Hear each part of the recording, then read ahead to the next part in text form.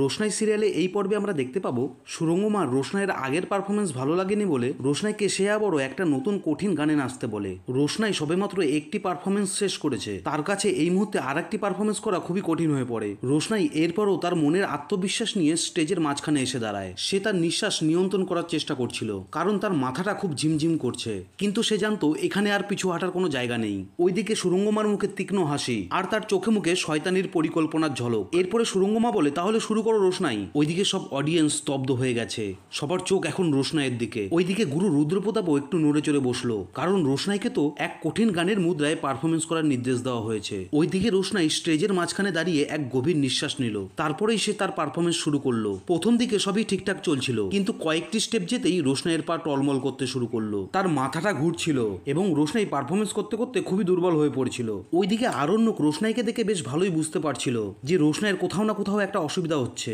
এরপরে রোশনাই নাচতে নাচতে হঠাৎই মাথা ঘুরে স্টেজের উপরে পড়ে যায়। ওইদিকে রোশনাইকে পড়ে যেতে দেখে আরণ্যক তো খুব ভয় পেয়ে যায় এবং সে চেয়ার থেকে উঠে দাঁড়ায়। সেই সময় আরণ্যক রোশনাইয়ের কাছে যেতে চাইলেও গরিমার কথা ভেবে সে রোশনাইয়ের কাছে আর যায় না। ওইদিকে রুদ্রগুরুজি রোশনাইকে বাঁচাতে স্টেজে চলে আসে এবং সে কোনো রকমে রোশনাইয়ের হাতে মুখে জল দিয়ে রোশনাইয়ের জ্ঞানটা ফেরায়। এরপরে রুদ্রগুরুজি রোশনাইকে প্রশ্ন করে, রোশনাই তোমার কি হয়েছে? এর উত্তরে রোশনাই রুদ্রগুরুজিকে বলে, গুরুজি হঠাৎ করে আমার মাথাটা ঘুরে গেছিল, তাই পারফরমেন্স করতে করতে আমার মাথাটা ঘুরে আমি পড়ে গেছি। এরপরে রুদ্রগুরুজি রোশনাইকে জিজ্ঞাসা করে, রোশনাই তুমি এখন ঠিক আছো তো? এটা শুনে রোশনাই উত্তর দেয়, হ্যাঁ গুরুজি আমি ঠিক আছি, কিন্তু আমার মাথাটা একটু ব্যথা ব্যথা করছে।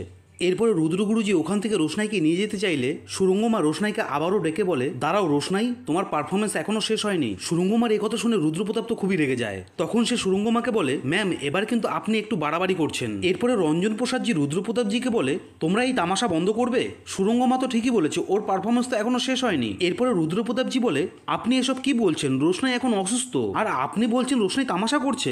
এরপরে রুদ্রপ্রতাপ গুরুজি সুরঙ্গমাকে বলে, ম্যাম ইতিমধ্যে রোশনাই তার আসল পারফরমেন্স শেষ করেছে, কিন্তু আপনি বারবার তাকে কঠিন একটা চ্যালেঞ্জ ছুড়ে দিচ্ছেন।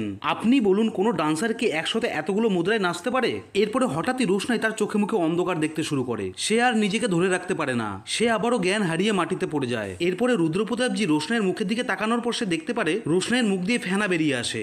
এটা থেকে সুরঙ্গমা বলে ওঠে, রোশনাই এই পারফরমেন্স জেতার জন্য ড্রাগস নিয়েছে আর সেটা ওর ওভারডোজ হয়ে গেছে, আর তাই তো ও বারে বারে মাথা ঘুরে পড়ে যাচ্ছে। এরপরে রঞ্জন প্রসাদ ও সুরঙ্গমার সঙ্গে তাল মিলিয়ে বলে, এটা তো বিশাল বড় অপরাধ। রোশনাই তো এই শোয়ের রুলস ভঙ্গ করেছে, আর রোশনাই যদি সত্যি ড্রাগস নিয়ে থাকে তাহলে ওকে এক্ষুনি ডিসকোয়ালিফাই করা হোক। সুরঙ্গমা এবং রঞ্জন প্রসাদজির কথাবার্তা শুনে রুদ্রপ্রতাপজি এটা ভালো করে বুঝে যায় যে রোশনাইয়ের সাথে যে ঘটনাটা ঘটেছে এটা তাদের পূর্ব পরিকল্পনা।